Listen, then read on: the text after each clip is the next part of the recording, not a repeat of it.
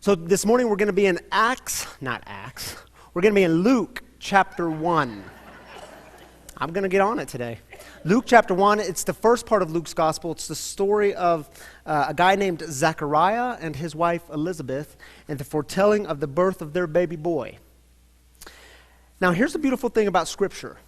You can hear or read a story 100 times, and then you can go back to that story and read it again, and it is as if you are reading that story for the very first time. And that was my experience with this story this week. So let me share with you all my routine on a Monday. On a Monday if I'm preaching that Sunday, so the Monday before the Sunday. I try to read through the biblical text at least a dozen times, and I read it in different translations, and then I try to find all the relevant commentaries and articles about that text so I can engage the biblical text. And I have to be honest with y'all. On this Monday, so last Monday, by that afternoon, I thought, I have no clue why this story is here. I have no clue what Luke is doing with this story. I don't even think we need this story. And I've read this story before, heard it 100 times. Why is this story in there? Now, it's always good if you find yourself in a situation like this, it's good to have a friend who's a New Testament scholar. And it's even better if that friend holds his expertise in Luke and Acts. And it's really good if that friend has translated the book of Luke in the CEB, the Common English Bible. So I call that friend. I'm on the way to the gym Monday afternoon. Tom, man, I'm preaching on Luke chapter 1 this Sunday, and I don't have a clue what this story's about. I mean, I can kind of tell you what it's about, but I don't know what it's doing. I don't know why it's there. He says, well, clearly, you have not read my such and such chapter from such and such book. And I said, well, if I have, it's been a while, so you need to refresh me. And he says, I'll tell you what, I'll just scan it over and send it to you. So he emails me that night. Y'all will get a kick out of the chapter title. Prophets, priests, and God-fearing readers, the priestly and prophetic traditions in Luke Acts. Only in the world of academia can you get away with a chapter title like that one. Now, it was actually a really good chapter, and it was really helpful. And what it helped me do was realize that all the commentaries and articles I was reading earlier that day, you see, they love to tell me that, oh, this story is so beautiful because two ordinary people like Zechariah and Elizabeth become part of the greatest story ever told, and see if they can be part of the greatest story ever told, then ordinary people like you and me can become part of the greatest story ever told, which sounds kind of cute, doesn't it? But see, the problem is Zechariah and Elizabeth aren't exactly ordinary people. This story is about a priest who stood within a tradition that had lost the plot to the story. This story is about a priest who had been so overcome with fear that he was made to be silent. This story is about a God who keeps acting and moving and loving even when you're afraid, even in the midst of your greatest fears, because that's who God is. And that, my friends, is grace, and grace is always good. So this morning, when we read this story together, I want to invite you to let it ask you two simple questions. Is it possible that you have lost the plot to the story, and have you been so overcome with fear that you've been made silent? And see, don't just let the text ask you questions. Let it proclaim to you the good news. See, the good news is that even if you answered yes to these two questions, God is still acting and moving and loving because that's who God is. Shall we read the story? Luke chapter 1, verses 5 through 20. We're skipping the first 4 verses because that's the prologue, that's its introduction. So here's how it goes. During the rule of King Herod of Judea, there was a priest named Zechariah who belonged to the priestly division of Abijah. His wife Elizabeth was a descendant of Aaron. They were both righteous before God, blameless in their observance of all the Lord's commandments and regulations. They had no children because Elizabeth was unable to become pregnant, and they were both very old. One day, Zechariah was serving as a priest before God because his priestly division was on duty. Following the customs of priestly service, he was chosen by lottery to go into the Lord's sanctuary and burn incense. And let's pause there for just a moment. Do you think Luke wants us to know that Zechariah is a priest? He mentions it 5 times in the opening 9 verses. Luke is saying, pay attention. Pay attention to Zechariah's status, who he is. What else do you think Luke wants us to know? Zechariah and Elizabeth are good people, righteous people. They probably would make great neighbors. When it came to God's laws and the rules, they followed these things blamelessly. They were perfect in this stuff. Pay attention. Let's keep going. Verse 10. All the people who gathered to worship were praying outside during this hour of incense burning. An angel from the Lord appeared to him standing on the right of the altar of incense. When Zechariah saw the angel, he was startled and overcome with fear. The angel said, "Do not be afraid, Zechariah. Your prayers have been heard. Your wife Elizabeth will give birth to your son, and you must name him John." And let's pause again. Do you all remember who John is? The same John that we talked about last week. The same John the Baptizer. Remember where he was found? In the wilderness. And what was he shouting? Prepare the way of the Lord and make his path straight. The same John the Baptizer who later baptized Jesus. Now what will this John do as he grows up? He will bring many Israelites back to the Lord their God. He will turn the disobedient to righteous patterns of thinking. He will make ready a people prepared for the Lord. Zechariah said to the angel, "How can I be sure of this? My wife and I are very old." The angel replied, "I am Gabriel. I stand in God's presence. I was sent to speak to you and bring this good news to you. Know this. What I have spoken will come true at the proper time. But because you didn't believe, you will remain silent, unable to speak until the day these things happen." Now in this text, we only get a glimpse of this conversation between Gabriel and Zechariah, and it's pretty one-sided. So I want you to imagine with me what this conversation might have been like. I mean, can't you imagine Zechariah saying to Gabriel, "Oh, come on, man. You're telling me I don't believe? I am a priest of the priestly division of Abijah, and I do very priestly things. I am a religious leader." And Gabe would respond, "Yes, see, Zach, that's kind of the problem. See, you've been going into the sanctuary day in and day out, and you've been doing the same old rituals. And see, the problem is somewhere along the way, you forgot that the thing that God wanted was your heart. So, Zach, the problem isn't with the sanctuary. The problem isn't with the rituals. The problem is you don't have heart. The problem is somewhere along the way, you reduced the whole thing to some laws and rules and commandments. And Zechariah, you and I both know that following God is about way more than that. I mean, can't you imagine it? And it's like Gabe says to Zach, "Gabriel, God's still going to do the new thing. And it's just really unfortunate that your fear is going to keep you from experiencing the joy and the anticipation of the new thing." You see, Zechariah, God is doing this new thing and you can't even see it because you're so stuck in the old way. Zechariah was overcome with fear. The kind of fear that left him unable to move, unable to speak. He lost his voice. Is Zechariah's story your story? Has fear kept you from experiencing all the things that God has for you? Things like joy and forgiveness and serving others. Has fear kept you from experiencing a true peace? I mean, has fear kept you from experiencing the new thing that God wants to do in your life? I mean, maybe it's a relationship that just somewhere along the way this thing went awry. But you know in your heart, God is calling you to make this relationship right, to make amends. Oh, but you're filled with fear because you don't know what happens. You don't know what's going to happen when you go to this person. You don't know how it's going to turn out.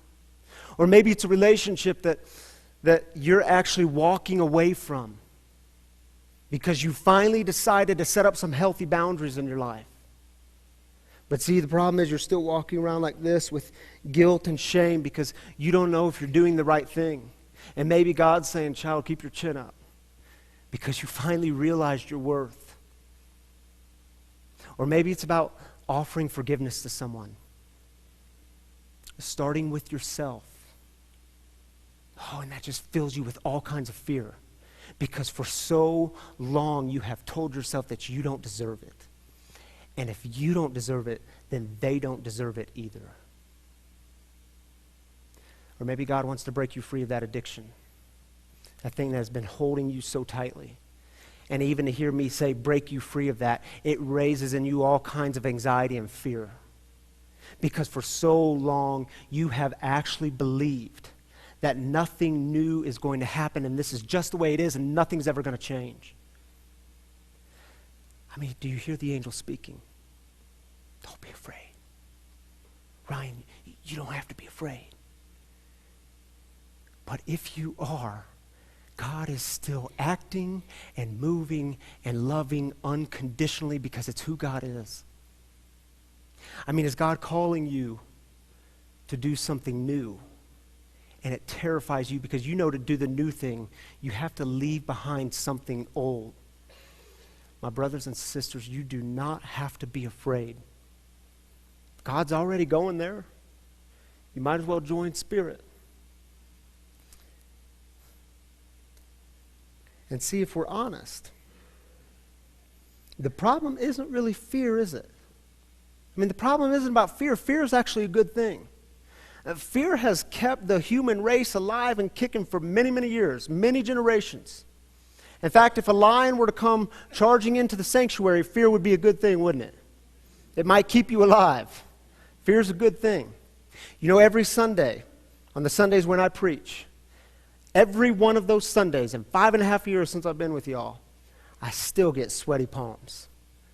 I still get the butterflies in my stomach. Tammy will grab my hand sometimes on those mornings and she'll say, your hands are clammy. I say, yeah, that's because I'm about to come up here. I still don't sleep well on Saturday nights. And that fear is kind of good, right? I mean, those butterflies, they let me know that I'm still alive. They let me know that I have passion. I mean, in fact, if those things go away, if I get to sleeping too well on a Saturday night, I think I'm done. But that's a different kind of fear than being overcome with fear. You know what I mean? To be overcome with fear. And you know what that kind of fear likes? Oh, being overcome with fear loves 3 words. Don't, stop, and no. Ryan, don't do it. Don't take that step. You don't know what it's going to be like. The whole thing can fall apart. Don't do it. Ryan, don't take that step. You don't know what's going to happen over there. You haven't been over there. You've just been over here. Don't do that. Stop. No, Ryan, don't take that step. You're a rookie in this thing. You're good at this thing over there. Don't go to this thing over here. Isn't it true? Think of the biggest steps you've taken in your life. I mean, doesn't fear act that way? The overcoming fear. And what's our response to that fear? Do we say, yeah, you know what? You're right. You're right. I'm going to just stay here. I'm going to just stay here where it's comfortable. Nah, come on. Or do we respond with that kind of pride and arrogance? Y'all remember the no fear t-shirts we used to wear back in the 90s? Oh, no fear, I can conquer anything. I just laugh in the face of fear. Come on. Come on, who are you kidding? Take the mask off. How do we respond to that fear? You know what we do? It's a very humble, I know. Ryan, don't take that step. The whole thing could fall apart. I know. Man, don't take that step. You don't know what it's like over there. I know. Don't take that step. Stop. No. You don't even know if you're going to be good at that thing. I know. Elizabeth Gilbert, she's one of my favorite authors. She wrote this book called Big Magic. And she talks about fear as an important family member. We need fear. And she gives this analogy of going on a road trip, and see, when you go on a road trip, you've got to bring fear with you. But here's what she says about it. She says, you're allowed to have a seat. She's talking to fear. You're allowed to have a seat, and you're allowed to have a voice, but you are not allowed to have a vote. You're not allowed to touch the road maps or suggest detours. You're not allowed to fiddle with the temperature. Dude, you're not even allowed to touch the radio, but above all else, you are absolutely forbidden to drive. Is fear in your driver's seat? And is it time to kick fear to the back seat where it belongs? Is Zechariah's story your story? Somewhere along the way, did you simply lose the plot of what the story of following God is about? Somewhere along the way, did you get so caught up in religion that you made it about a bunch of rules and regulations and laws, and you just got so weary with the whole religion project? Have you forgotten what it is to follow God, to live into that power of forgiveness, to proclaim that a new day is coming, to be light in the darkness, to be with people who are on the verge of giving up, who are on the verge of death and dying, to be with them, to pave and live into the pathway of peace? So here's how the story ends in Luke chapter 1. Elizabeth gives birth to this beautiful baby boy. And on the 8th day, it was their custom, the Jewish custom, to gather around with friends and family, and you would circumcise that boy, and you'd give that boy a name. And one of the family members in the gathering shouts out to Elizabeth, says, Elizabeth, what are you going to name him? I think you should name him Zechariah after his father. And Elizabeth says, no, we're not naming him Zechariah. We're going to name him John. And someone else in the gathering says, John? I mean, what kind of stupid name is that? And it's not even a family name. No one names their son John. Who calls him John? Zechariah, you're the dad. What do you want to name him? Now remember, Zechariah, his fear has kept him from having a voice. So he motions to someone to bring him a tablet. And he has this big tablet. And I think Zechariah probably bends down and picks up a rock. And the text tells us he writes this: his name is... And then the text tells us he wrote these letters, and I think he wrote them in the biggest, boldest letters. J-O-H-N. And in that moment, I think all the angels in the heavens erupted with great joy. I think Gabriel was probably shouting out, that's my boy, that's Zach, he's finally got it. He finally got it. He has kicked fear into the back seat where fear belongs. And then do you know what the text says? At that moment, he was given back his voice. And I think he probably picked up his son, John. And the text tells us he begins to say a word of prophecy over him. The priest who was scared to death is now saying a good word of blessing over his son. These are the last verses of chapter 1. And here's what he says, holding his new baby boy. You, child, will be called a prophet of the Most High, for you will go before the Lord to prepare his way. You will tell his people how to be saved through the forgiveness of their sins. Because of our God's deep compassion, the dawn from heaven will break upon us. A new day is coming to give light to those who are sitting in darkness and in the shadow of death, to guide us on the path of peace. John was preparing the way. Who fulfilled the way? Jesus. Come on, it's the Sunday school answer. Jesus. And it's the very next story that begins chapter 2. But do you see why we need this story? Because Advent is about preparing for the new day that is to come. Because of God's deep compassion, the dawn from heaven will break upon us. A new day is coming. I mean, do you believe that? Do you believe that a new day is possible? Don't let fear keep you from believing that a new day is possible. You don't have to be afraid. But if you are, God is still acting and moving and loving, because that is who God is. And my friends, that's grace, and grace is always good news.